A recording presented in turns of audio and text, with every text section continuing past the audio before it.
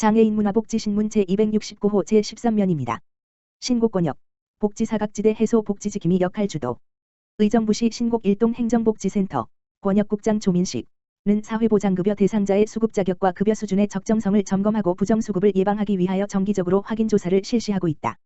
국민기초생활보장 등 12개 사회보장급여 수급자 약 18,774가구에 대해 수급 탈락 또는 급여 감소 등 보장 내용의 변동이 생기면 소명기회를 부여하여 억울한 사례가 발생하지 않도록 하고, 특히 급여 중지 대상자에게는 지원 가능한 타 복지서비스 연계로 복지 공백 최소화를 위해 노력하고 있다. 올해는 코로나19 사태가 장기화됨에 따라 정기 확인조사가 월별 확인조사로 대체된 가운데 1,330억 원의 변동사항을 처리하여 사후 관리를 강화했다. 우선 기존 복지제도나 코로나19 긴급피해 지원사업의 혜택을 받지 못한 저소득 위기가구를 지원하기 위해 추진된 위기가구 긴급생계지원사업의 근간이 되는 조사 업무를 신속하고 정확하게 수행했다.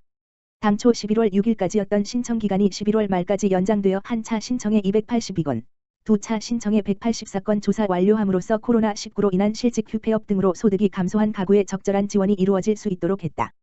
뿐만 아니라 소득 감소 위기가구의 개별 상황을 고려하여 긴급지원심의위원회에 심의를 의뢰하여 도움이 절실한 가구가 소외되지 않도록 적극 행정을 추진하였다. 국민기초생활보장사업의 기획, 조사, 실시 등에 관한 사항을 심의 의결하기 위하여 시에는 지방생활보장위원회가 구성되어 있다. 부양의무자의 부양 거부, 기피 가구의 보장에 관한 사항, 취약계층 우선 보장에 관한 사항 등을 검토하여 지방생활보장위원회에 심의 상정하면 법적 기준에 막혀 보호받지 못하는 비수급 빈곤층에 대한 권리 구제가 가능해진다. 이를 위해 신곡 일동 행정복지센터 복지지원관은 올해 하반기에 30억 원을 위원회에 심의 상정하였으며, 이 중에 31가구를 방문, 개인별 맞춤 상담을 진행하여 사각지대 없는 복지, 촘촘한 복지안전망 구축에 최선을 다하고 있다. 올해 하반기부터 총 5회 복지사례 연구회의를 개최하였다. 복지서비스 관련 법령 및 제도 개편에 따른 최신 정보 숙지로 사회보장급여에 대한 이해도를 제고하고 다양한 복지 욕구에 능동적으로 대응하고자 직원들의 자발적인 참여로 시작되었다. 지속적인 업무 연찬 및 지침과 법령 적용이 어려운 심층 사례 연구를 통해 사회복지 업무 전반의 전문성 강화를 도모하고 있다. 조민식 신곡권역국장은 코로나19로 어려움을 겪고 있는 가구 및 저소득 복지 대상자에게 맞춤형 복지 서비스를 제공하여 복지사각지대가 없는 의정부시 신곡권역이 되도록 최선의 노력을 다하겠다고 밝혔다. 이천시 설성면 새마을협의회 지역결손가정학생 나눔 행사. 설성면 새마을남여협의회 회장 박상규, 조강년은 23일 설성면 행정복지센터에서 연말 연시 지역결손가정 10개 가구에 20만원씩 장학금을 전달하는 나눔 행사를 실시하였다. 설성면 새마을남여협의회에서는 관내 초중고생이 있는 결손가정 10가구를 엄선하여 장학금을 기부하였으며, 조강년 설성면 새마을부녀회장은 이번 장학금을 통해 어린 학생들이 어려움 속에도 따뜻한 온기를 나눌 수 있게 되기를 바란다며 어려운 형편이지만 학업에 전념하여 미래의 꿈을 향해 이뤄나갔으면 좋겠다고 전했다. 정일구 설성면장은 항상 지역사회를 위해 앞장서서 애써주시는 새마을협의회에서 오늘같이 뜻깊은 자리를 마련해주어 지역 학생들에게 큰 도움이 될 것이라며 새마을 가족들에게도 감사의 마음을 전했다. 한편 설성면 새마을남여협의회에서는 오늘 나눔 행사를 마지막으로 한 해를 마감하며 올 한 해 코로나19로 모두가 힘든 와중에도 적극적인 방역활동과 하천변 쓰레기 줍기 및 환경정화 활동, 어려운 이웃을 위한 사랑의 김장 행사 등 다양하고 활발한 활동을 펼쳤고 다가오는 2021년도에도 살기 좋은 설성 만들기에 앞장설 계획이다. 파주시 2기 테마모금 드림씨앗 모금 활동 박차. 파주시는 2기 테마모금 꽃보다 아름다운 드림씨앗 사업의 대상자를 선정해 11월 2일부터 시작한 모금 활동이 12월 23일 기준으로 목표액 154%를 달성했다고 밝혔다.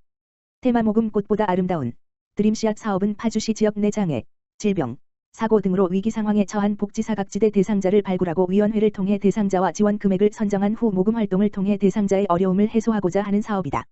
2기 드림씨앗 사업으로 선정된 사례는 문산읍에 거주하는 32세 탈북민 가구주로 어린이집에서 돌아오는 아이를 휠체어에 앉아서라도 마중 나가고 싶다는 사연으로 의뢰됐다. 이 가구주는 탈북 후 오토바이 배달로 생계를 유지하던 중 음주운전 뺑소니 차량에 사고를 당해 장애를 입고 2년 이상 요양병원에 누워 지냈다. 그러다 어느새 5세가 된 아이의 모습을 보고 용기를 내서 재활을 시작하고자 하는 의지를 가지게 됐다. 이에 선정위원들은 재활치료비 600만 원을 목표 금액으로 정하고 온라인 기부 포털 사이트 네이버 해피빈과 경기사회복지 공동모금회 기부릴레이로 모금 활동을 시작했다.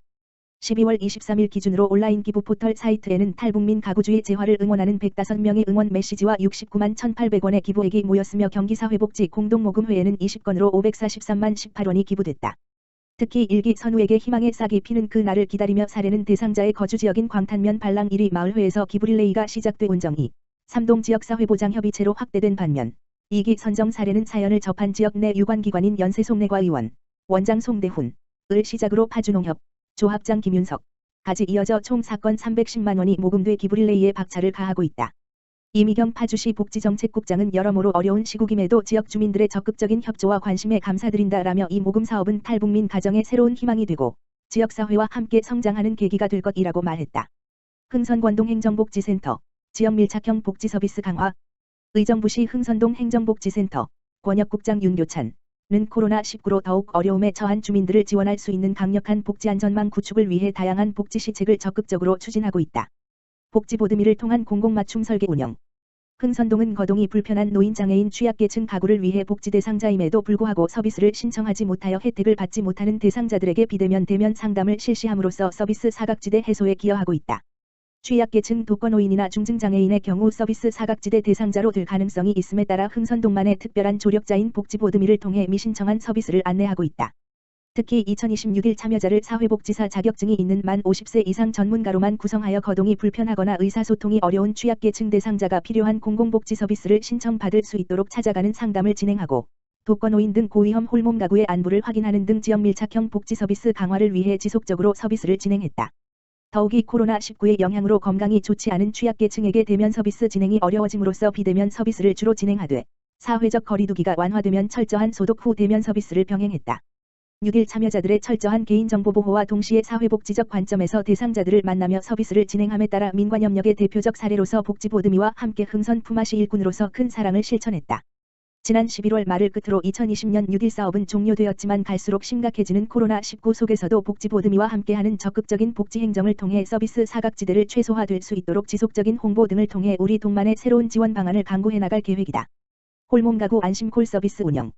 흥선동은 홀로 사는 기초수급자 어르신 및 장년 가구가 집중 거주하고 있는 지역 특성을 고려하여 매주 1회 정기적으로 안부전화를 실시함과 동시에 무응답자 가구를 방문하여 확인함으로써 비대면 상담으로 독거 취약계층의 정서적 지원을 통해 생활 속 난제를 해결하고 고독사 방지에 기여하고 있다. 가족 해체, 고령화, 미혼 가구 증가 등으로 1인 가구가 갈수록 늘어남에 따라 코로나19 위기 속에서도 홀몸 가구를 위한 사회적 안전망이 견고히 구축될 수 있도록 안심콜 서비스를 실시하고 있다. 무응답자 중 일부 가구는 자체회의 등을 통해 기타 지원 가능한 사회복지 서비스를 더 찾아보고 필요한 복지자원 등을 연계한다. 이를 통해 취약계층이 코로나 블루의 우울감 및 고독사 등을 극복하며 사회 속에서 함께 인간다운 삶을 살아갈 수 있도록 따뜻한 음성으로 든든한 지원군이 될 수 있도록 노력하고 있다. 주민과 함께 자발적인 민간 나눔 연계 운영.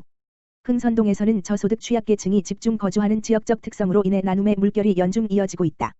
매년 주민을 감동시키는 세심한 민간 나눔 연계 서비스 제공을 통해 지역 주민과 함께하는 기부 문화를 조성하고 십시일반의 정신으로 어려운 현실 속에서 훈훈한 정을 느낄 수 있도록 다각도로 노력하고 있다. 코로나19 여파 속에서도 폐지를 수집하는 기초수급자 어르신이 그간 모은 돈으로 100만 원을 기부했고 몇 년째 정기적으로 쌀을 후원하는 성불사와 지역사회보장협의체, 통장협의회, 주민자치위원회, 새마을분여회, 바르게살기위원회, 청소년지도위원회 등 자생단체들의 꾸준한 나눔활동 및 작은사랑 나눔회 등 자원연계 활동 등을 통해 어려운 분들에게 작은 희망과 온정으로 성금 및 물품들을 제공했다. 올해는 코로나19뿐만 아니라 장기간 자연재해, 태풍 수해에 따른 경제 침체 등으로 주민 생활에 어려움이 많았으나 그럼에도 주민들이 작은 것이나마 소중히 나눌 수 있도록 격려 및 지지 등을 통해 민간 나눔 연계에 적극 실천 중에 있다.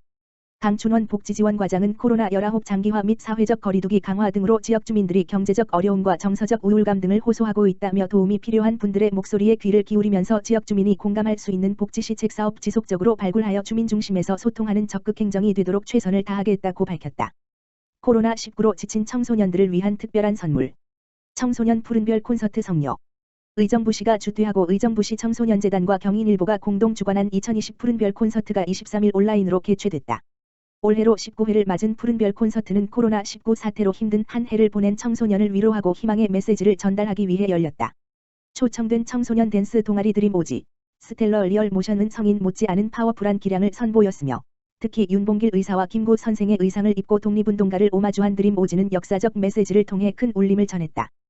콘서트에선 MC배가 사회를 보고 실력파 가수 벤과 싱어송라이터 포레스코가 감미로운 목소리로 랜선 청중들의 귀를 사로잡았다.